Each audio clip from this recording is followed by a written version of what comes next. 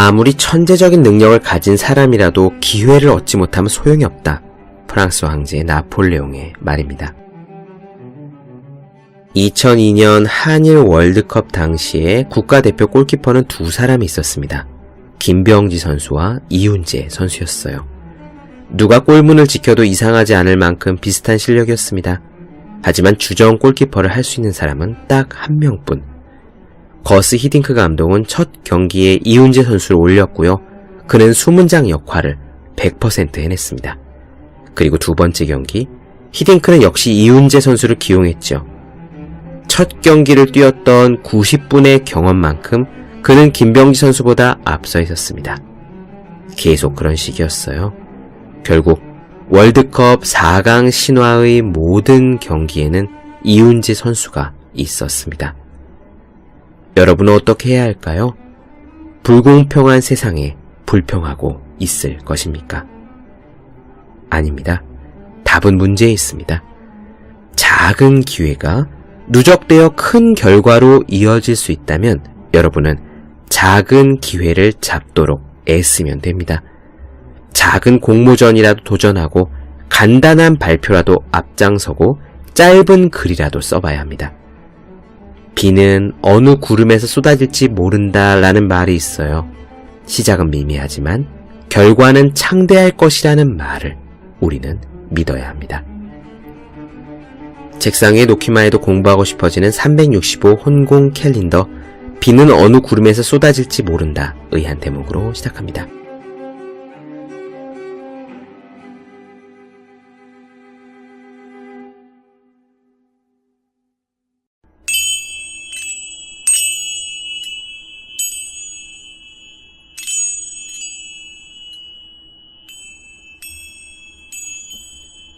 네, 안녕하세요. 본격 공부작업 팟캐스트 서울대는 어떻게 공부하는가 한지우입니다. 우리는 지금 니콜라스 카의 생각하지 않는 사람들을 살펴보고 있습니다. 우리는 하루 종일 무언가를 읽습니다. 글자를 읽지요. 카톡으로 문자를 보내든 길에서 광고판을 읽든 인터넷을 보든 평창 올림픽 뉴스를 보든 무언가를 읽고는 있습니다. 이렇게 생각하면 옛날에는 구태여 책을 집지 않는 이상 무언가 글자를 읽을 수가 없으니까 글자가 주위에 넘치는 지금이 우리들의 독해력이 훨씬 더 늘어났을 것이라고 생각합니다. 오늘은 불행히도 그렇지 않다는 이야기를 좀 말씀드릴까 해요. 요컨대 컴퓨터를 통한 읽기가 우리의 뇌를 바꾸었다. 좀 더 정확하게 말하자면 망가뜨렸다입니다. 컴퓨터를 통해서 읽는 것이 종이로 된 책을 읽는 것과 무엇이 다를까요? 궁금하시죠? 핵심은 산만함입니다. 컴퓨터를 볼 때는요, 우리의 시선을 잡아끄는, 즉 우리의 읽기를 방해하는 것이 너무나 많습니다. 당장 인터넷으로 새 편지의 도착 알림이 오고요, 인스타 알림도 뜨고 팝업 광고가 뜹니다. 또 인터넷으로 신문 기사를 읽을 때는 종이 신문을 읽을 때와 달리 좌우에 수많은 광고들이 번쩍거리고요. 그 아래쪽에는 더 읽어볼 기사며 링크며 사진들도 가득하지요. 게다가 더 중요한 것이 있습니다. 이 하이퍼링크. 인터넷에서는요, 링크를 누르면 바로 그곳으로 들어가잖아요. 인터넷이 있기 전에는 이 링크 대신에 주석이 있었습니다. 책을 펼치면은 각주나 미주가 달려있죠. 그 주석은 참고 자료가 어디에 있는지를 알려주는 것인데 컴퓨터는 아예 그 주석을 누르면은 참고 자료가 있는 곳으로 우리를 데려가 버립니다. 이 링크를 통해서 인터넷으로 무언가를 읽다가 수없이 다른 사이트, 사전, 신문기사, 동영상, 블로그 등으로 넘나든 경험이 누구나 있을 겁니다. 사람들은 흔히 이런 읽기가요, 훨씬 복합적이고 다양한 자료를 제공하는 까닭에 우리의 읽기를 깊게 해줄 것이라 생각합니다. 책을 읽으면서 동시에 동영상도 보고 사진도 보고 소리로 들으면은 훨씬 더 읽기가 깊어질 거라 생각을 하죠. 하지만 문제는 그렇지 않다는 겁니다. 인터넷상의 팝업 광고라든지 SNS 알림뿐만 아니라 참고 자료가 있는 링크 역시 그리고 참고 자료를 마구 돌아다니는 건 역시 우리의 읽는 능력을 방해한다는 것이 밝혀졌어요. 간단히 비유하자면 깊이 읽고 깊이 이해하기 위해서는 공무원 시험 준비를 할 때요.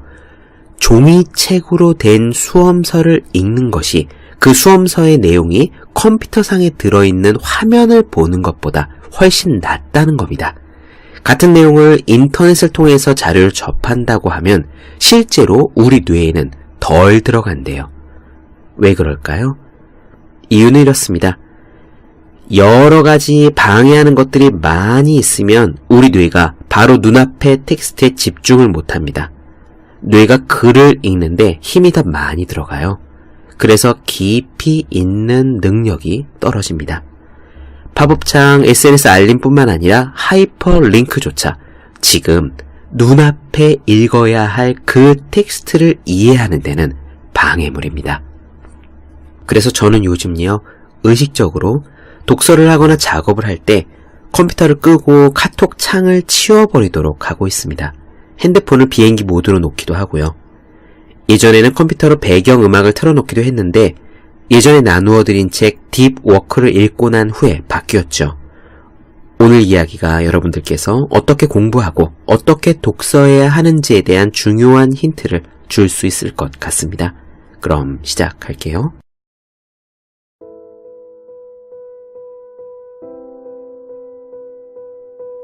컴퓨터 스크린을 통해 보는 온라인 문서 페이지는 인쇄된 문서 페이지와 겉보기에는 비슷해 보인다. 하지만 외부로 된 문서를 스크롤하거나 클릭하는 것은 책이나 잡지 페이지를 넘길 때와는 다른 신체적인 동작과 감각적인 자극을 수반한다. 연구 결과에 따르면 독서라는 인지적인 행동은 시각뿐만이 아니라 촉각까지 동원한다. 독서는 시각적일 뿐만 아니라 촉각적인 것이다. 종이에서 스크린으로의 변화는 단순히 글이 담긴 문서를 살펴보는 방식만 변화시킨 것은 아니다. 이 변화는 이 문서에 집중하는 정도와 빠져드는 깊이의 정도에 영향을 미친다. 하이퍼링크 역시 미디어에 대한 우리의 경험을 변화시켰다. 링크는 단순히 관련된 자료의 위치만 가리키는 것이 아니라 우리를 이 자료들이 있는 곳으로 데리고 간다. 링크들은 우리가 이들 많은 자료 중에 어느 하나에 지속적이고 깊은 관심을 가지게 한다기보다는 일련의 여러 가지 문서 사이에서 들어왔다 나가기를 반복하게 만든다. 하이퍼링크는 원래 우리의 관심을 끌도록 디자인되어 있다.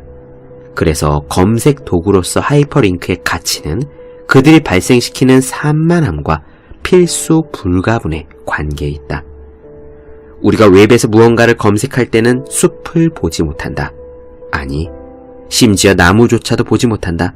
우리는 기껏해야 잔가지와 나뭇잎만 볼 뿐이다. 그런데 이런 산만함은 우리의 뇌를 바꿔버린다. 우리가 계속 온라인에 있음으로써 덜 하게 되는 행동 역시 신경학적인 결과를 낳는다. 즉, 한 번에 활성화하는 뇌 신경세포가 한 다발로 묶이듯이 함께 활성화하지 않는 신경세포는 그 묶인 다발에서 떨어져 나가는 것이다. 웹페이지를 훑어보는데 시간을 보내느라 책을 읽을 시간이 사라졌듯이 작은 글자로 문자 메시지를 주고받는 시간 때문에 문장과 절을 지어내는 데 투자하는 시간이 사라졌듯이 또 링크들 사이를 이리저리 옮겨 다니느라 보내는 시간이 조용한 명상과 사색의 시간을 없애버렸듯이 오래된 지적 기능과 활동에 사용되던 회로들은 약해지고 없어지기 시작했다. 뇌는 우리가 사용하지 않는 뉴런과 시냅스를 더욱 긴급한 다른 업무 수행을 위해 재활용하는 것이다. 즉, 우리가 인터넷을 사용함으로써 우리는 새로운 기술과 시각을 얻지만 동시에 오래된 것은 잃어버린다. 그래서 실제로 사람들이 인터넷을 통해 무언가를 많이 읽는다고 해도 깊이 읽는 능력 자체는 줄어드는 것이다. 링크가 있는 하이퍼텍스트에 대해 생각해보자. 종이책 같은 선형적인 문서를 읽는 사람들이 링크가 있는 하이퍼텍스트를 읽는 사람들보다 더 많이 이해하고 더 많이 기억하고 더 많이 배운다는 연구 결과가 계속 이어지고 있다. 2001년 캐나다의 학자들은 어떤 연구에서 70명의 사람들에게 엘리자베스 보웬의 단편 소설인 데몬 러버를 읽도록 했다. 한 그룹은 이 소설을 전통적인 종이책, 선형적인 문서 형태로 읽었고 다른 그룹은 웹페이지에서 볼 수 있는 것과 같은 링크 형태로 읽었다. 그런데 하이퍼텍스트로 단편 소설을 읽은 이들의 경우에는 소설을 읽는데 더 오랜 시간을 소비했음에도 이후 뒤따른 인터뷰에서 내용을 정확히 이해하지 못하고 혼란스러운 태도를 보였다. 이들 중 4분의 3은 문서를 읽어나가는데 어려움을 느꼈다고 말했다. 그에 비해 종이책으로 된 단편 소설을 읽은 이들 중에는 10명 중에 1명꼴만이 이 같은 어려움을 드러냈다. 하이퍼텍스트로 읽은 사람들 중 1명은 이런 식으로 불만을 호소했다. 이야기가 너무 건너뛰는 듯해요. 하이퍼텍스트로 읽어서 그런지는 모르겠지만 갑자기 이야기가 연결되지 않고 내가 따라가지 못하는 새로운 생각으로 뛰어넘는 듯 했어요. 비슷한 다른 연구도 있다. 어떤 실험에서 연구자들은 사람들로 하여금 컴퓨터 앞에 앉아 학습과 관련된 2개의 서로 다른 이론을 설명하는 온라인 논문 2개를 읽게 했다. 각각의 논문에는 비슷한 제목이 달려 있었고 형태도 비슷했다. 또 독자들이 재빨리 이동해 관련 이론을 비교할 수 있도록 다른 논문들이 링크되어 있었다. 연구자들은 링크를 이용하는 사람들의 경우에 순서대로 하나의 논문을 읽고 또 다음 것을 읽은 사람들보다 논점에 대해 더 풍부하게 이해할 것이라고 가설을 세웠다. 그러나 그들의 가설은 보기 좋게 틀렸다. 논문의 이해 정도를 알아보는 테스트에서 논문을 종이책으로 된 것처럼 선형적으로 쭉쭉 읽어나간 피실험자들이 웹페이지 형태여서 앞뒤로 클릭해서 읽은 사람들보다 상당히 높은 점수를 받았다. 결국 연구자들은 링크가 학습을 방해한다는 결론에 도달했다. 왜 이런 현상이 나타날까? 답은 이렇다. 링크가 달린 하이퍼텍스트를 읽는 것은 산만함을 가져온다.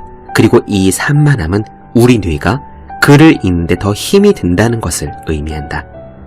많은 연구 결과에서 하이퍼텍스트 내에서 의사결정과 시각적 처리까지 신경 써야 하는 탓에 읽는 행위 자체에 어려움을 겪는 것으로 나타났는데 이는 특히 전통적인 종이책 읽기 형태와 비교했을 때 더욱 그렇다. 그래서 연구자들은 하이퍼텍스트의 많은 특성들은 인지적인 과부하를 가지고 오고 따라서 독자의 능력을 초과하는 뇌의 능력을 요구할 것이다 라고 결론을 내렸다. 이제 인터넷을 통한 읽기, 또 링크를 통한 읽기에 대해 정리해보자.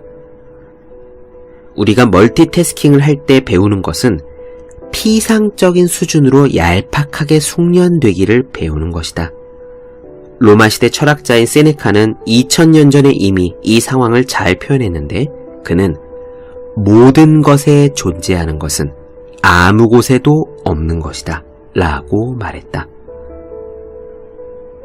우리 뇌의 과소성을 고려해 볼 때 온라인상에서의 우리의 습관은 오프라인에서도 우리 시냅스의 작동에 지속적인 영향을 미칠 것이다.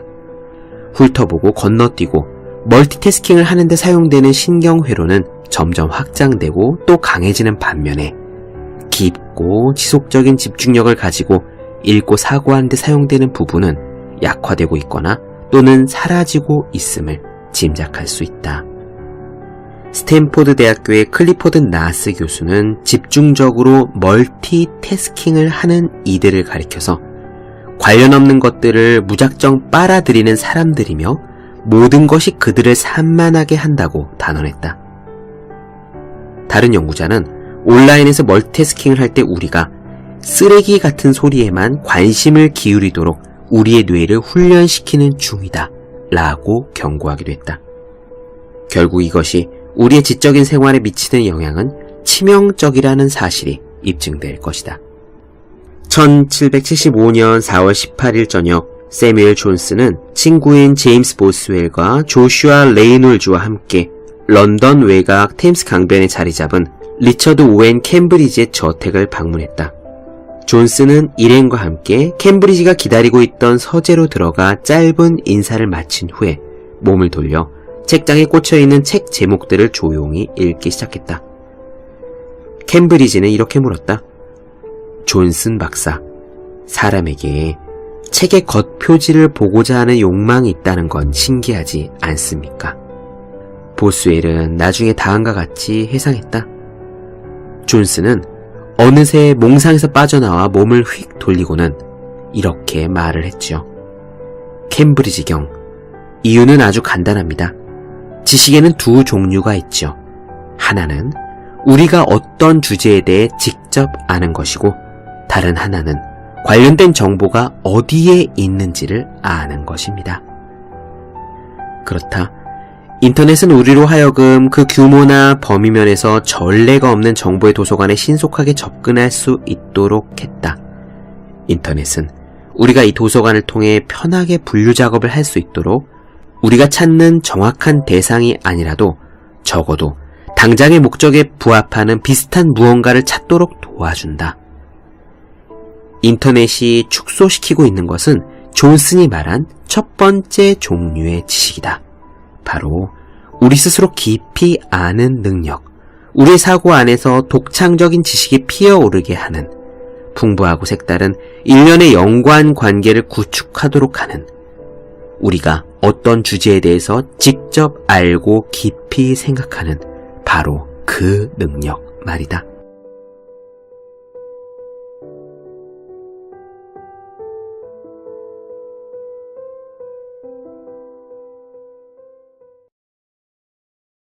네, 본격 공부작업 팟캐스트 서울대는 어떻게 공부하는가, 니콜라스 카의 생각하지 않는 사람들 나눠드렸습니다. 더 많은 이야기가 궁금하신 분들, 질문사항 있으신 분들은 제 네이버 블로그 생의 즐거운 편지, 다음 카카오 브런치 한재우의 브런치, 인스타그램 해시태그 서울대는 어떻게 공부하는가, 또 유튜브에 서울대는 어떻게 공부하는가 검색해 주시면 좋겠습니다. 또 혼자 공부하는 사람의 필수품, 왜 이런 책이 지금까지 없었을까, 학생, 수험생, 취준생, 직장인 등 혼자서 공부하고 계시는 모든 분들을 위해 마련한 혼자 하는 공부의 정석, 그리고 책상 위에 놓기만 해도 공부하고 싶어지는 111 공부자극 캘린더, 365 홍콩 캘린더를 주위에 공부하는 모든 분들께 선물해 주시면 좋겠습니다. 오늘 여기까지 할게요. 전 다음 시간에 뵙겠습니다. 여러분 모두 열심히 공부하십시오. 저도 열심히 하겠습니다.